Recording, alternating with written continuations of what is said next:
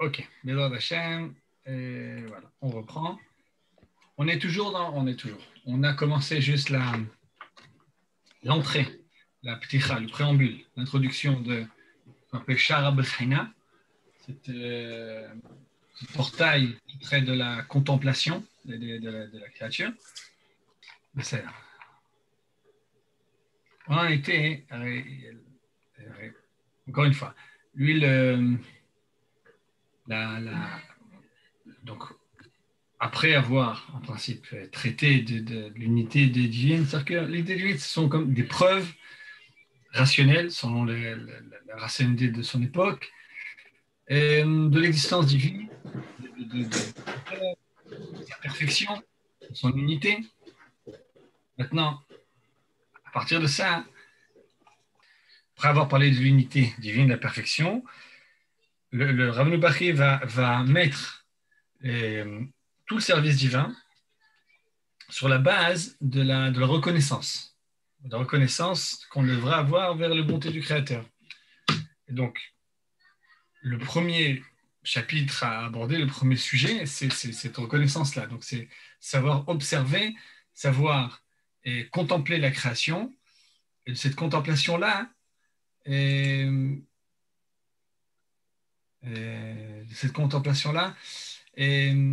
va découler donc le besoin d'être reconnaissant et donc de servir.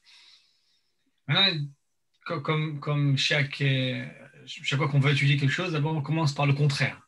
C'est-à-dire, qu'est-ce qui empêche ça? Pourquoi c'est pas quelque chose de tellement répandu?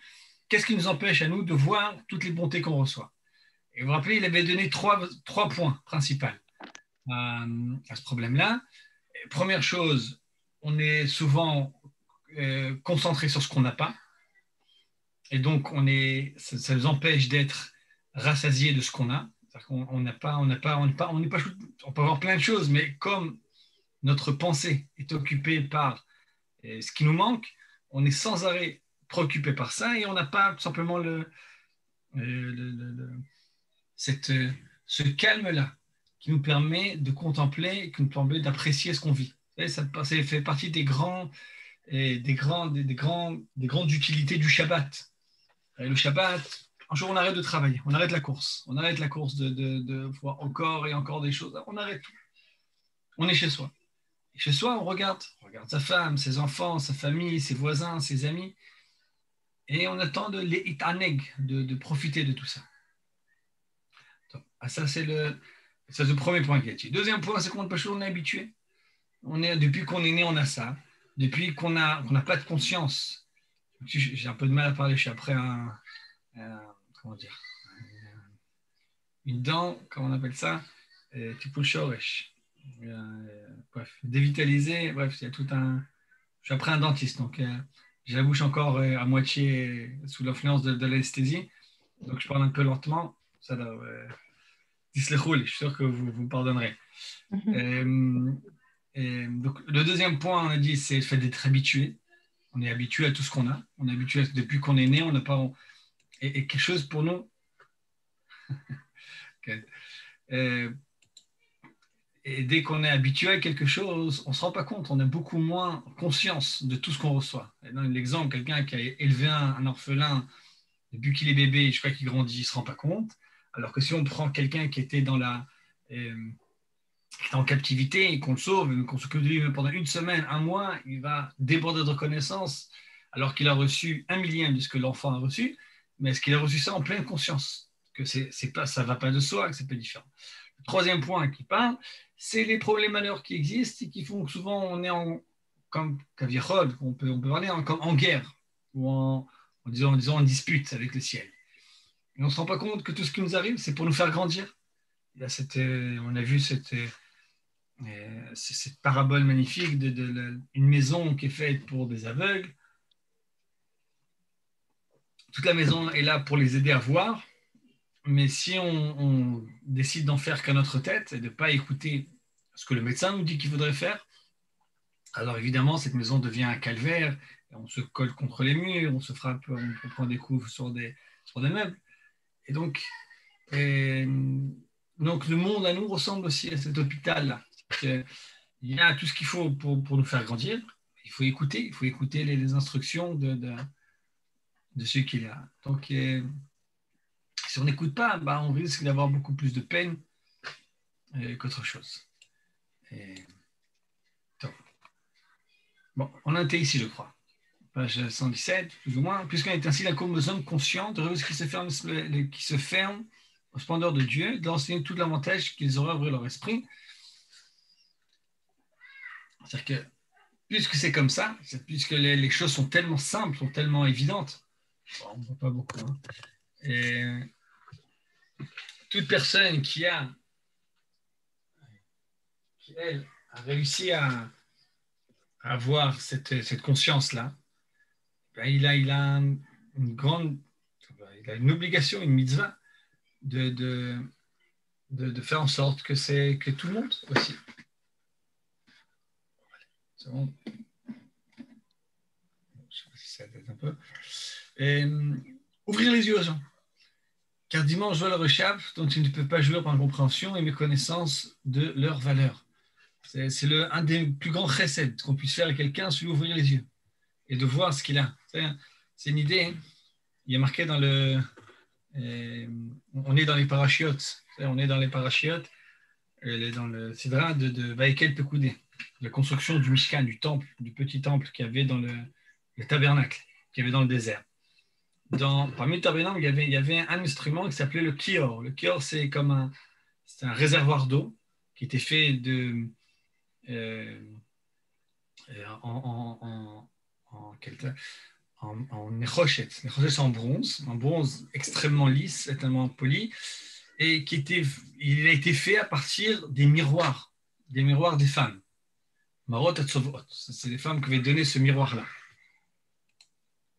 Okay? Avec les gammes, les Juifs se faisaient belles dans le désert, en Égypte.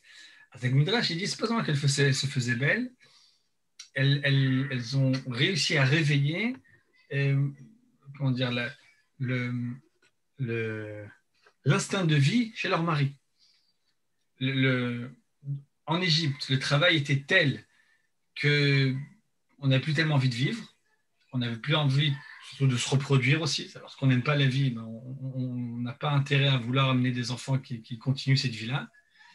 Et grâce à ces miroirs-là, ils ont réussi à mettre en place des armées. Donc, ils ont des armées, des multitudes d'enfants qui sont venus au monde grâce à ces miroirs-là.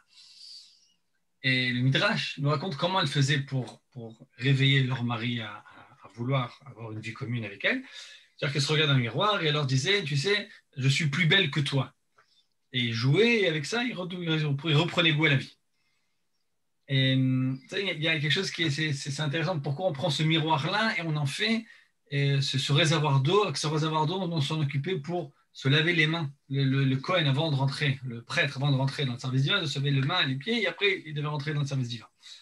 Et une question qu'on se pose, c'est comment ça, c'est lié à ça? Comment ces miroirs-là, hein, ils sont censés, ça doit aider le Kohen, ça c'est lié à cette fonction-là qui a ce kior, là, ce réservoir d'eau,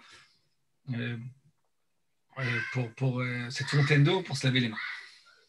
Et vous savez, dans le miroir, il y a deux possibilités dans le miroir. C'est ce qu'on est en train de dire. Le miroir, il y a un miroir qu'on peut utiliser pour nous, pour juste regarder notre bout du nez. Et on n'arrive pas à voir le bout du nez, alors on se met le miroir, mais en fait, on se contemple nous-mêmes.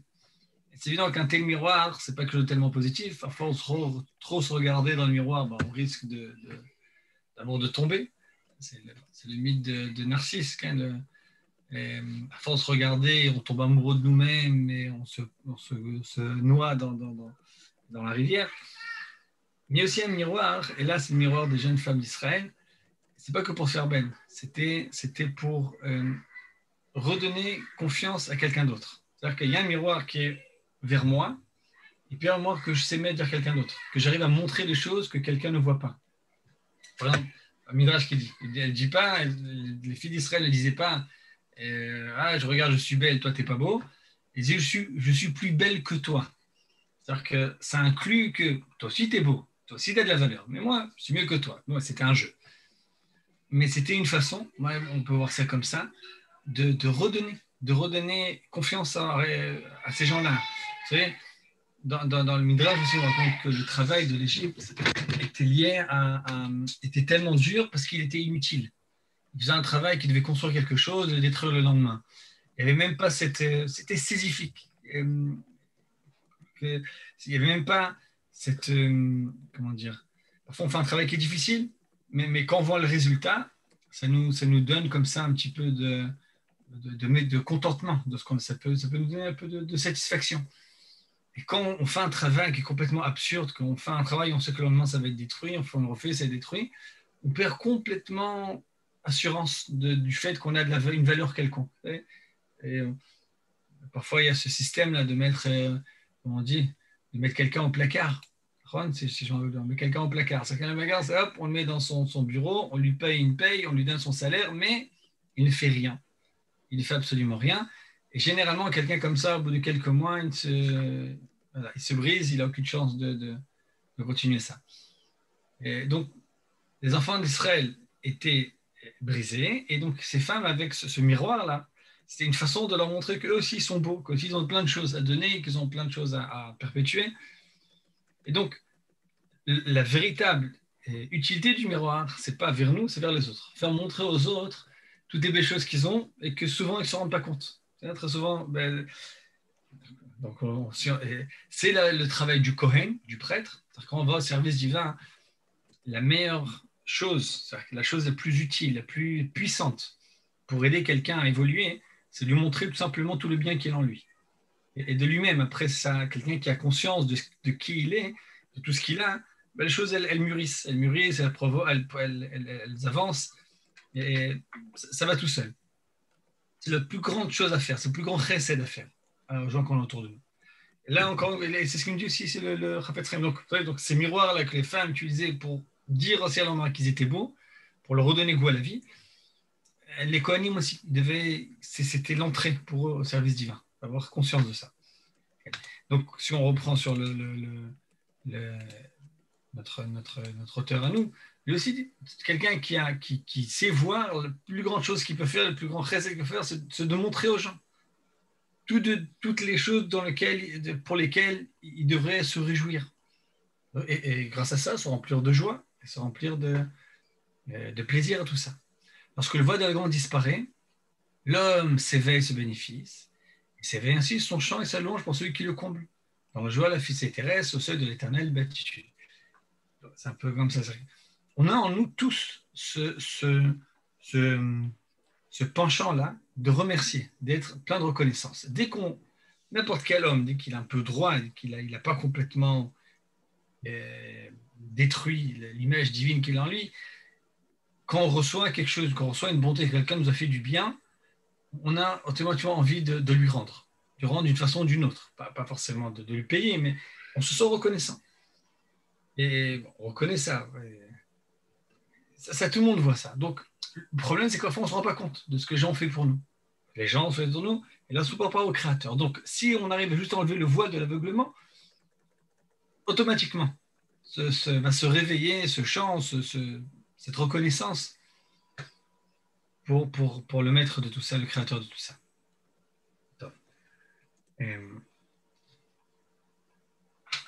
C'est ce qu'il dit donc.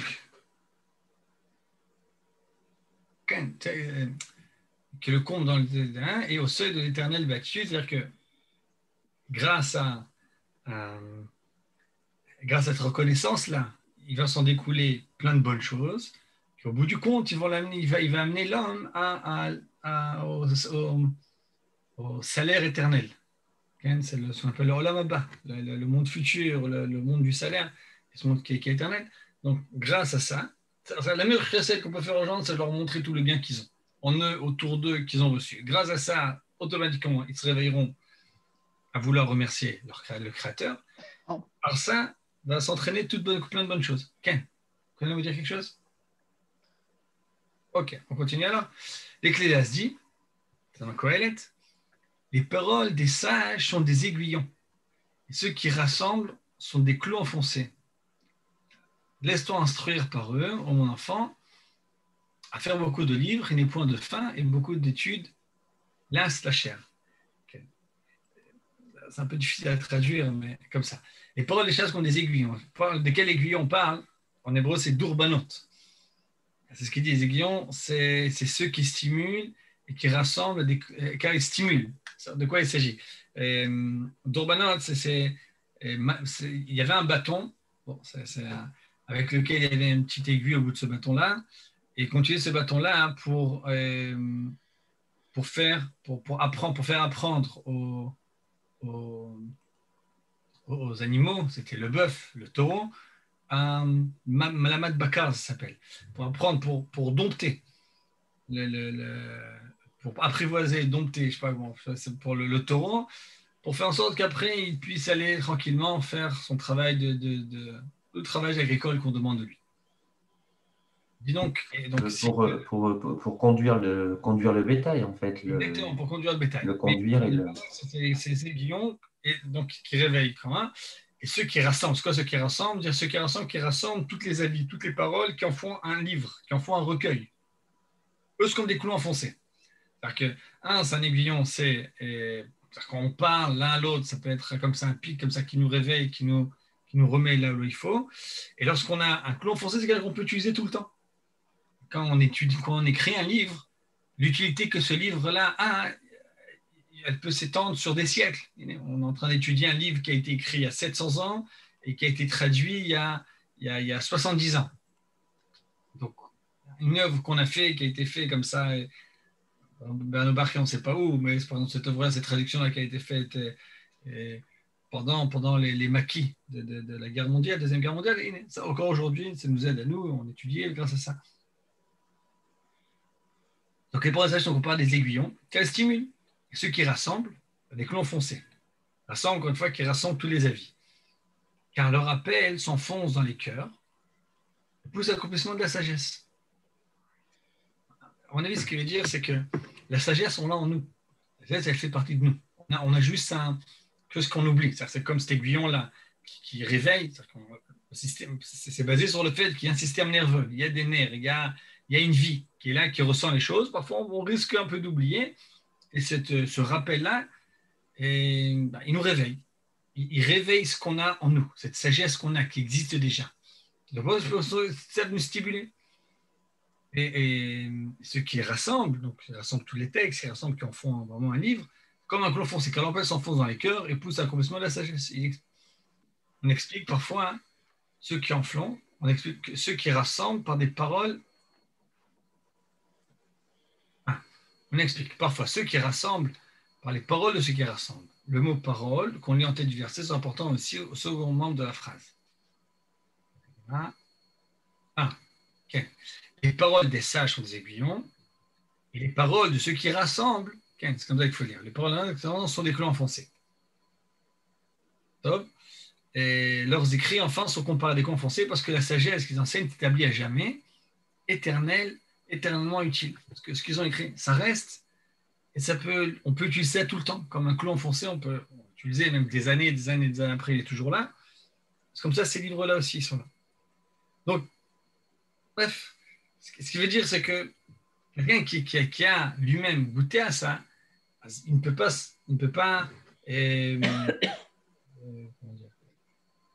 faire ce travail. Il ne peut pas se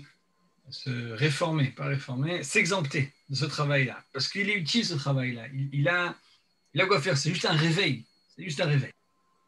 Donc, maintenant, ça c'est l'introduction donc du problème de la contemplation. Maintenant, il va donner le plan du travail. Nous devons examiner maintenant les 6 points suivants. Définition, réalité de la contemplation des créatures. C'est-à-dire, c'est quoi? Le devoir de contempler les créatures, la voie de la contemplation des créatures, c'est comment le faire, le signe de la sagesse divine dans les créatures, 5, les signes les plus proches de nous, de la sagesse divine au sein des créatures.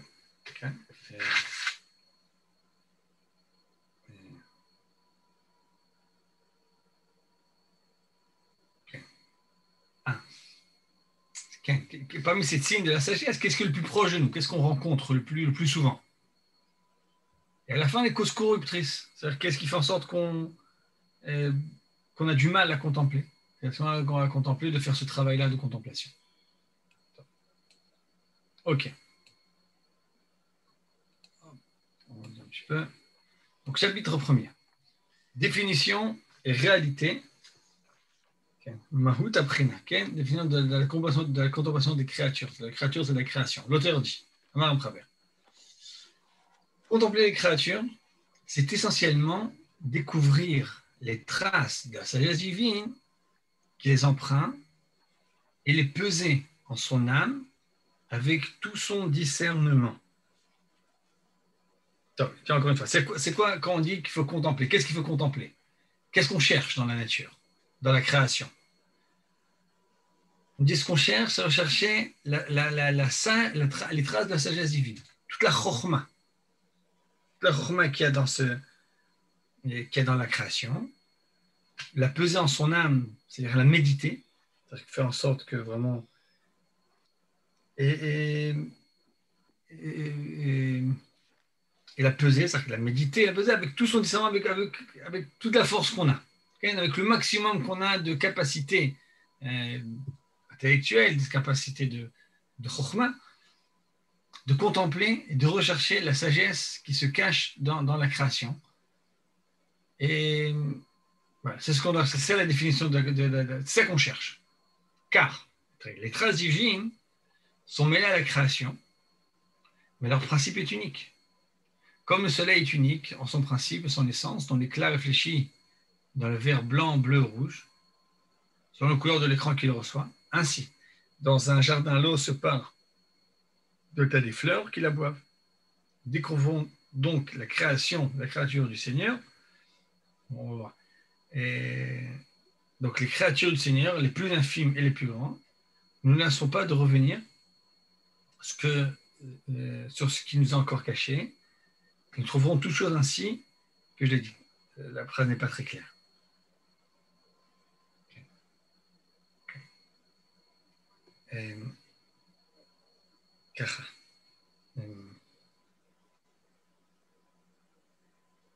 L'idée, c'est comme ça. À la base de toute la création, il y a une sagesse. Il y a une sagesse. Il y a une sagesse qui se détaille dans énormément de créatures, qui prend énormément de formes différentes. Mais l'essence de tout ça est unique. Okay? C'est l'unité divine qu'on a parlé avant, la sagesse divine, la volonté divine qui est à la base de toute la création. Elle est unique, elle est un, mais elle a différentes apparitions. L'exemple le plus proche de ça, c'est la lumière du soleil. Okay? C'est le soleil, unique dans son principe, son essence, mais lorsqu'il va apparaître dans un verre de telle couleur, bleu, vert, rouge, la couleur qu'il reçoit va être différente.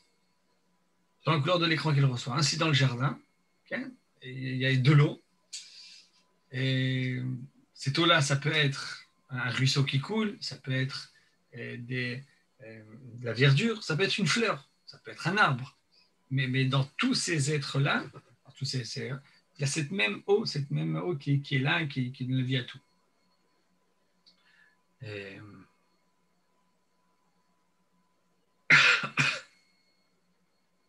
Top. Donc, en fait, c'est l'origine est une, c'est la sagesse divine, et qui va être déversée sur chacun en fonction de la capacité et du besoin de chacun, c'est ça? Ça, tu parles déjà par rapport aux êtres humains. Lui, ce qu'il veut dire, c'est par rapport à toutes les créatures qu'il y a. Cette sagesse, elle va prendre la forme d'une fourmi, elle va prendre d'une abeille, d'une pierre, d'un soleil, d'une montagne, et d'un être aussi. Okay?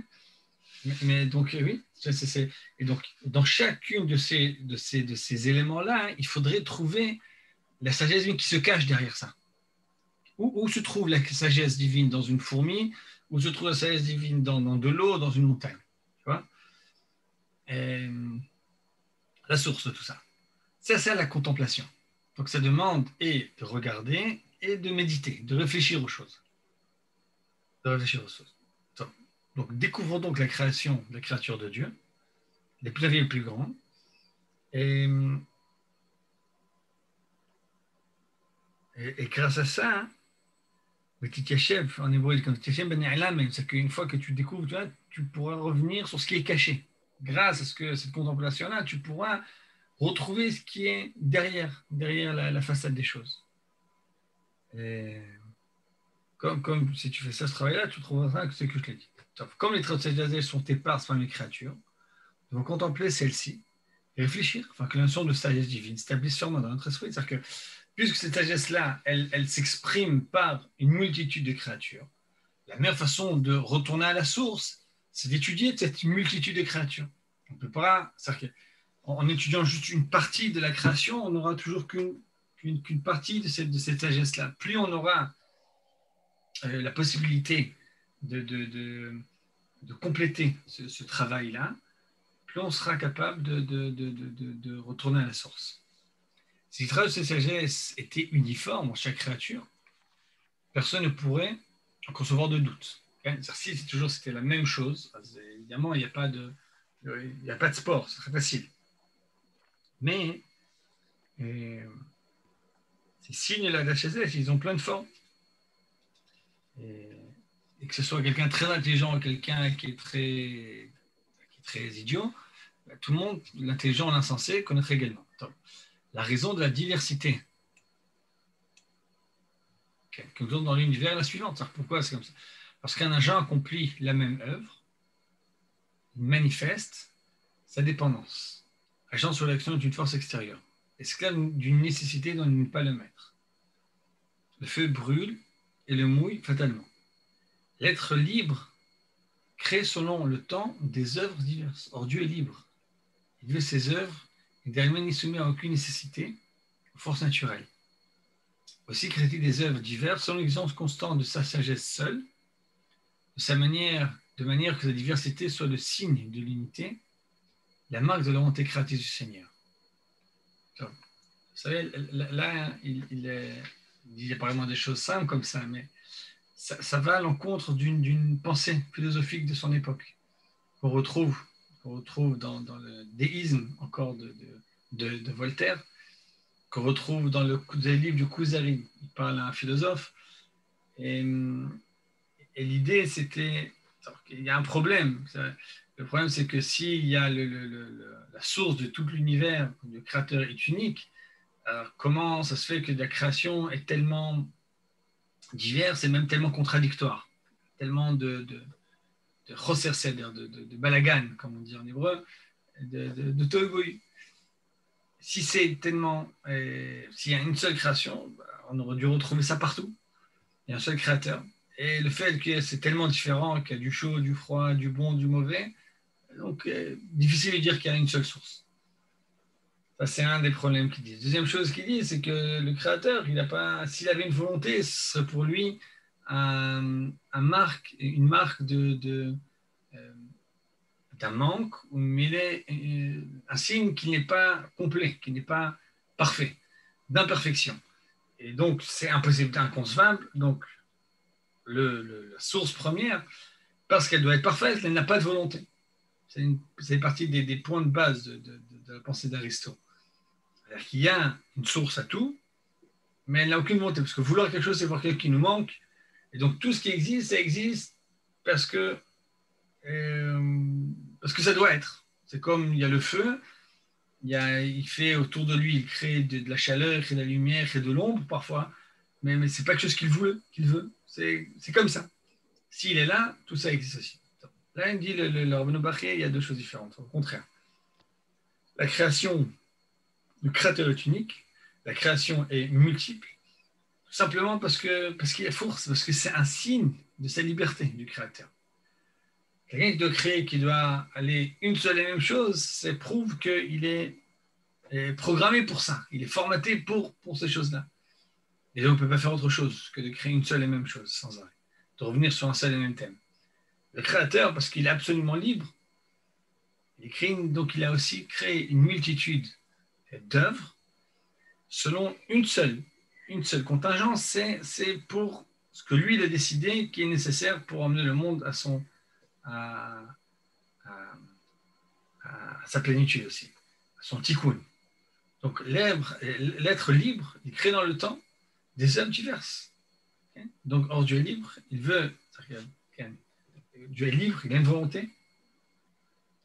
On ne peut pas dire que c'est juste tout ce qui se passe autour de lui, c'est comme des ombres ou bien des effets secondaires que pour lui, il n'en a aucune conscience, qu'il n'en a aucun intérêt. Non, il est libre, il décide, et il a décidé de créer ce monde-là avec tout ce qu'il a. Okay? Le fait qu'il y a tellement de diversité, ça ne prouve pas que le créateur est multiple, ça prouve simplement que le créateur est libre. Et qu'il a besoin, et que pour l'œuvre qu'il veut mettre, il a besoin de toutes ces créatures-là qu'il a créées. Okay? Ainsi que des gammes diverses, sont l'exigence constante de sa sagesse seule. Ce que lui, il a décidé qu'il fallait, c'est ça qu'il crée. De manière que la diversité de l'unité, okay, à votre santé, la brioute. Okay, et la marque de la volonté du Créateur, du Seigneur. Donc, ainsi dit comme ça. Le verset dit comme ça. La sagesse retrouve-t-elle dans l'esprit ou dans l'âme? Vous savez, on a un problème, il faut qu'on définisse les choses pour déjà parler dans l'esprit, dans l'âme. De façon simple, on peut même parler même dans l'esprit, ça existe, cette sagesse-là. Dans l'âme, il y a encore une autre sagesse, une sagesse plus profonde encore. Mais dans l'esprit aussi, il y a de la sagesse. Pour pouvoir étudier, ce que moi j'appelle esprit, c'est ce qu'on appelle nefesh. Alors, on a besoin de notre esprit, de notre intelligence, et aussi de notre âme, mais surtout de... Que, moi, je pense que l'intelligence de l'homme, c'est une des facettes de l'âme. Et donc, on a besoin de ça pour pouvoir contempler, pour voir tout ce qui se passe autour de nous. Okay? Donc, tout ce qui vit. C'est vrai? Oui. Et la sagesse, on dit que l'âme, elle nous donne ce qu'on appelle les starim de la Torah. Elle peut nous donner des secrets. La sagesse, elle peut nous dévoiler des choses complètement profondes. Et l'esprit, c'est ce qu'on a, c'est notre simple sagesse. Là, à mon avis, lui parle d'un travail de contemplation, de méditation, d'après notre intelligence à nous, sans forcément passer par un gilouï de la neshama, un dévoilement de notre neshama. Bref, donc les traces de sagesse divine varient en chaque créature. L'essence divine est trop haute pour que nous puissions la posséder. C'est pourquoi nous n'avons mentionné qu'un seul aspect. La problème parmi tant d'autres qui sont inconcevables pour nous. La science qui embrasse tout appartient à très haut, lui seul est Dieu. Regarde, hop.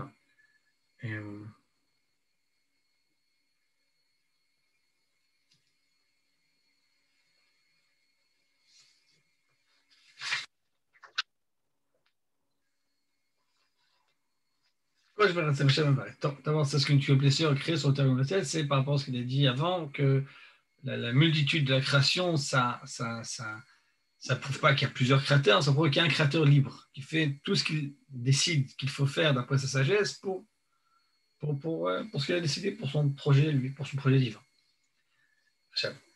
Et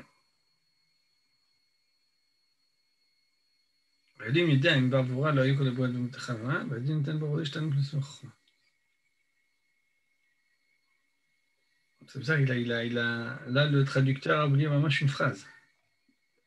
Il a oublié complètement une phrase.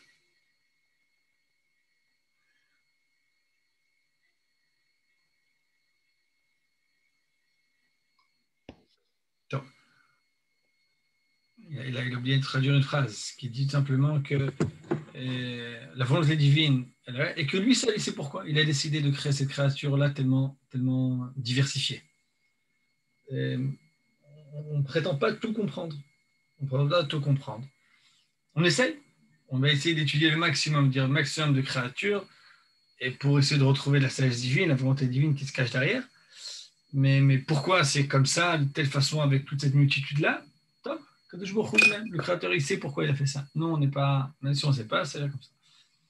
Donc c'est pour ça que la sagesse, parce que les créatures sont tellement différentes les unes des autres, parce que la sagesse divine, elle prend des formes différentes d'une créature à l'autre, donc elle va être tellement, elle va varier selon chaque créature. Mais cette science divine, trop pour ne plus la posséder, c'est-à-dire que la science divine, c'est la compréhension absolue de la sagesse divine. Elle nous échappe. C'est-à-dire que J'ai dit, le fait qu'on comprenne plein de choses dans la nature, c'est pas évident. Parce que ça aurait pu être autrement. Il aurait pu avoir un monde comme ça dont les lois sont pour nous complètement cachées. Comme c'était pendant longtemps le cas. Pendant longtemps, les hommes ne comprenaient pas pourquoi le soleil se lève comme ça, se couche par là, tombe. On n'est pas conscient de tout ça, on ne comprenait pas pour ça. Mais ça aurait pu être que les lois elles sont vraiment au-dessus de notre capacité de comprendre. Donc ça aurait pu être comme ça aussi. Parce que la science divine, c'est encore plus évident que c'est comme ça. Le pourquoi, on avait parlé de ça, le pourquoi ne serait-ce que de ce côté-là, là, de diversité des créations, ça, c'est que je vous seulement ici exactement pourquoi. C'est pourquoi nous n'avons mentionné qu'un seul aspect de ce problème parmi tant d'autres qui sont concevables pour nous.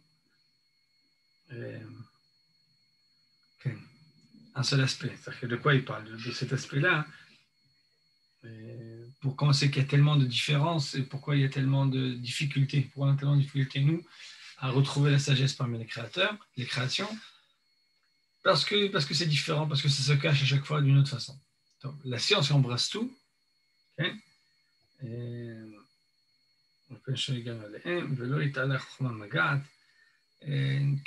Qui est capable de tout, appartient entre eux, lui seul et Dieu. Le jardin humain est bien capable d'emménager un jardin, comprenant les paysages distincts, donc pour l'unité du créateur, c'est la même chose. Ok, effet mode. Mais l'idée, c'est parce que le jardinier, disons, a ce libre arbitre-là. C'est-à-dire que si j'ai une machine, une machine qui ferait du jardinage, la machine-là, elle reproduira à toujours le même jardin en tout cas que je vais programmer à faire. Parce que le jardinier est libre, donc il aura à chaque fois une nouvelle idée, il aura à chaque fois un nouvel aspect qu'il va vouloir donner, qu'il va vouloir exprimer. Et c'est pour ça qu'après, ça peut s'exprimer différemment à chaque fois.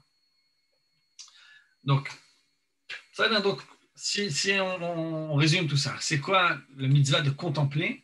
C'est de retrouver la sagesse qui se cache dans la création. Et c'est un travail, parce que c'est une sagesse qui diffère, qui est dans l'essence, elle est la même. Dans son dévoilement, elle se dévoile sur une multitude de facettes, en fonction de la multitude des créatures qui existent. Et pourquoi il y a tellement de créatures, et pourquoi c'est tellement difficile de retrouver à chaque fois la sagesse qui se cache à cause de ça? Que je vous crois, c'est pourquoi. Le Seigneur sait pourquoi. Nous, on n'a pas la prétention de tout connaître. Et donc voilà. Top. La science qui embrasse tout, c'est que Dieu lui-même, nous, on a un travail qui est partiel. Ce travail, on essaie de le faire. Et donc, on ne peut pas tout comprendre, mais ce qu'on peut comprendre, on essaie de le faire. Donc ça, on a donc défini l'idée de Bechina, de contemplation, c'est rechercher. C'est tout un travail, rechercher la sagesse qu'il y a, rechercher le bien qu'il y a dans les choses qui est autour de nous. C'est un travail, ce qu'on appelle en hébreu Aïn Tova. Tov Aïn ou Yevorach, quelqu'un qui a un bon œil, à l'inverse du mauvais œil. Le mauvais œil, c'est celui qui a cet esprit critique, qui critique tout le temps, qui est lui-même est malheureux et qui rend malheureux les autres autour de lui, qui est plus ou moins seul, parce que quelqu'un qui est sans arrêt comme ça, on n'a pas très envie d'être copain avec lui. On n'a pas tellement envie d'être dans son champ d'amis, parce que quelqu'un qui casse les pieds, qui nous donne chaque fois qu'on est en contact avec lui, qui nous donne cette sensation-là qu'on est tout petit. Et qu'est-ce qu'il faut s'en donner clair? C'est une très bonne question, non? C'est la grande difficulté. C'est-à-dire que plus une ordure est profonde et qui sent mauvais, plus rechercher l'étincelle qu'il y a dedans devient un travail extrêmement difficile. Nous avons entre Nefesh et Neshama qui nous définit suivant notre être à découvrir, c'est bon, et découvrir notre sagesse. Okay. Exactement. C'est ça. Donc on a chacun d'entre nous cette sagesse-là qu'il faut retrouver, qu'il faut rechercher. Et il faut avoir cet œil-là de Aïn Tova, dans tout ce qu'on a autour de nous, rechercher le point de sagesse, le point de Chokhmah qu'il y a. Dans le Rabbi Nachman de Breslev, il a tout un chapitre qui est très très très connu, Resh Pebet, on appelle ça Resh Pebet, 282. tout le monde, c'est connu, qui parle qu'il faut rechercher le sechel. Le sechel, c'est l'intelligence qu'il y a dans chaque chose. C'est la même idée, l'intelligence, la sagesse, le bien qu'il y a dans chaque chose. Il dit même dans un rachat, on peut trouver quelque chose. Il y a des fois des cas exceptionnels, on ne peut pas trouver, on a du mal à trouver l'étincelle qu'il y a dedans. C'est un travail qui est compliqué. Bon, là, le Rabbeinu Bachya ne donne pas de rechercher dans les grandes choses, les grandes catastrophes. D'abord, on se contemple les choses qui sont autour de nous. Quelqu'un qui arrive à regarder, à développer cet œil-là, ce bon œil-là, il aura ce bon œil-là par rapport à ce qu'il est en train de vivre, avec lui-même, avec sa femme, avec ses enfants. C'est la même chose, c'est la meilleure chose qui puisse lui arriver. Avoir cette Aïn Tova. La Gemara de Mishneh Avot, Pirkei Avot, dans le Maxime des Pères. Lorsqu'on parle de quelqu'un qui a ces trois choses-là, c'est un élève d'Avram Avinu. Quelqu'un qui a trois choses différentes, le contraire de ça, c'est un élève de Bilham. Et la première chose qu'on dit, c'est Aïn Tova. Aïn Tova, c'est un bon œil. Un bon œil, c'est vouloir le bien et vouloir rechercher le bien. Il y a, on n'est pas tant dans la Shonara. Et ça va s'exprimer pour tout. Quelqu'un qui veut le bien, il va voir le bien chez ses amis, chez ses proches, même chez les gens qu'il ne connaît pas. Il va voir ça le bien dans la création, il va voir ça de partout. Il vivra dans une vie heureuse, beaucoup plus tranquille. C'est le premier, c'est après, rechercher la sagesse divine, la bonté, le chesed, le touv, le bien divin qui se cache dans chaque chose. Pour la fois, c'est très difficile. On ne dit pas. Après, on va voir qu'il va donner toutes sortes d'exemples comme ça, même qui sont un petit peu bizarres comme ça, mais il va donner des exemples à tout ça. Vous savez, c'est un œil, c'est une habitude à avoir.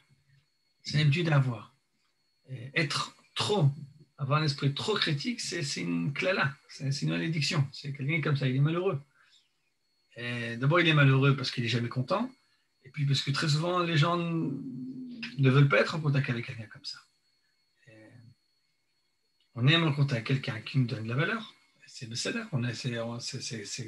compréhensible. On a une neshama, on a une âme qui a. Et ça, c'est par rapport à Ben Adam Lechavero, avec son prochain, mais même par rapport au Créateur. On vit dans un monde qui est plein de chesed, plein de bonté. Il faut juste savoir regarder. Et donc, c'est la première chose à faire. C'est ça la définition de cette chose-là. Et l'idée, c'est qu'encore une fois, ça prend une diversion. Et là, donc, c'est pour ça que ça demande de nous un travail, une méditation, et que c'est pas aussi évident que ça. Tov.